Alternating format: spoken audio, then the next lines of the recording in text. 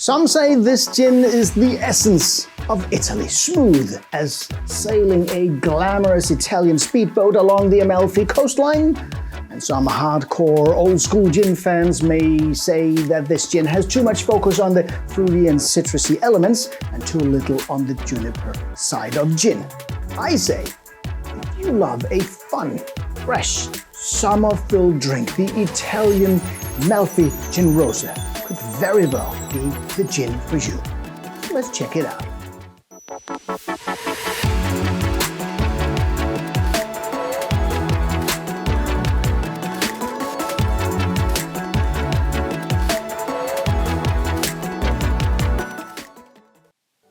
Hi guys, and welcome to High on Gin. The story of Malfy Gin is the story of enormous success. A gin that showed the world how gin could also be made. A gin that challenged the old school gin and introduced what is known as contemporary gin or Western style gin. A style that tones down the classic juniper element a bit and focuses more on the floral and citrusy notes. And it is my guess that you have already seen one of these bottles here in your local gin store or online or at the airport or in your supermarket. This gin is simply everywhere, all over the world, as it has gotten so many fans everywhere. But instead of testing the first Malfy gin that they released, the Malfy con Limone, I thought we could test the pink version, the Malfy Gin Rosa, as the warmer, sunnier and joyful times are just ahead. And this gin here, in my mind, is just a perfect drink to serve on the terrace for your friends to celebrate the weekend or kick off a summer party or just celebrate a cool evening together. But before we taste this one here, let's have a look at Malfy gin in general. You see, gin is not a new thing to the Italians. The Italian Benedict monks around Salerno on the Amalfi coast were some of the first to use alcohol to extract and store botanicals and use them for medicinal purposes. Among the botanicals they were convinced had great medicinal benefits were, of course, the juniper berry.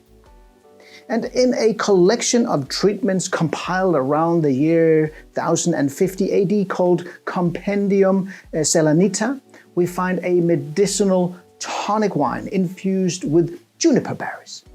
Juniper berries were said to help with digestion, cured typhus, cholera, tuberculosis, and later the Greeks meant it even improved the physical performance during the Olympics. So if you meet an Italian and you start talking about gin history, chances are that he will argue that gin was actually invented in Italy and not in Holland. Malfy gin is made in a little town outside Torino called Monsalieri. The distillery is called Torino Distillati and was founded all the way back in 1906, and it is today run by the Vergnano family, Carlo, his wife Piera, and their children Rita and Walter. When the distillery started back in 1906, the focus, as far as I know, was on wine and vermouth. In 1960s, the distillery was bought by the Canadian spirit company Seagram, and in 1992, Carlo, that at that time was an operations director for Seagram in Italy, made a deal with Seagram and bought the distillery from them. Among other things, Carlo also started making his own gin. For the first many years, they only made a local gin, but when they teamed up with Elvin Gladstone, owner of Bigger and Lath, an American company who specializes in bringing primarily local products from Italy out to the world, things really got started. In 2016, they introduced Malfy con Limone, and it instantly became a huge international success. I think primarily because of four things. They were some of the first to use the world-renowned, flavor-packed Italian fruits and botanicals in a gin, which many are collected along the coastline from Amalfi to Sicily. 2, they used a stainless hybrid vacuum still that, because of its use of vacuum, brings down the distillation temperature dramatically, which preserves the fine, delicate top notes in a citrus fruit that is often lost in a traditional distillation process. And there's a lot of citrus in many of these. And 3, they use, as I said, a bit less juniper in the gin, and the toning down of the traditional piney resinous juniper berry gave a more vibrant and citrusy flavor profile to the gin. And the number 4 thing that really made this gin an instant hit, the development of the amazing bottle. I think they went all in creating this very beautiful and recognizable bottle design here. They used a silk screen glass bottle for 3 of the 4 gins that they've made. Only this one here, the Malfy Originale, uses a clear bottle with a matte blue bottom here that symbolizes the lakes of Italy. This silky bottle here is simply stunning both to look at and to touch. I love this one here. All the bottles are topped with this huge cork here that is made from Italian oak with this bright blue stopper underneath. To underline the connection to the Italian coastline, the logo features a crest that pays homage to the regatta, often held in Amalfi between Amalfi, Genoa, Pisa, and Venice. The logo has 4 symbols: a fish with a lemon, a classic boat used in the regatta, an oarlock, and a crown, which represents the race and the 4 republics. As I said, the gin and its style were an instant success, and in just 3 years, the gin brand got so successful that they got an offer they couldn't refuse from one of the world's biggest wine and spirit sellers, Pernod Ricard. I'm going to make him an offer he can't refuse. Who bought the brand and enlisted it into their world-class portfolio of gins, where you today find brands like Monkey 47, Beefeater, Plymouth Gin, and Kinobi. Well, enough about the history behind the gin. Let's have a look at this one here, the Malfy Gin Rosa.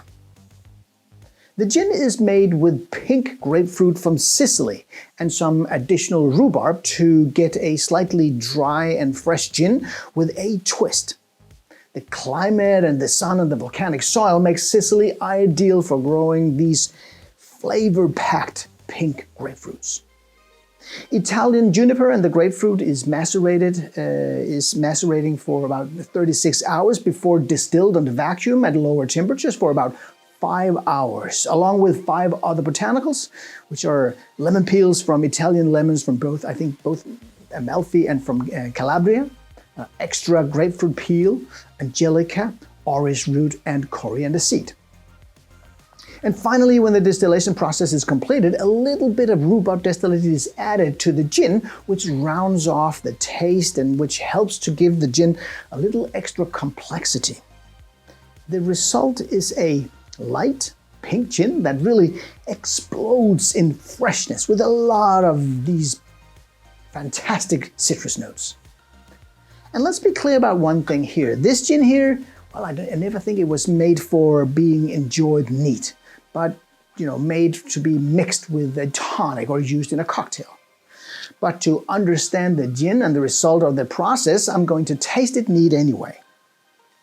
And if we look at it, we see that it has this very fine pink color to it, that really just underlines that the rhubarb has been added after the distillation process, as color cannot be carried over in a distillation process. Wow, the nose is filled enormously with fresh grapefruit peel notes, with notes of lemon peel, with white flowers, and finally, well, just a hint of juniper berries.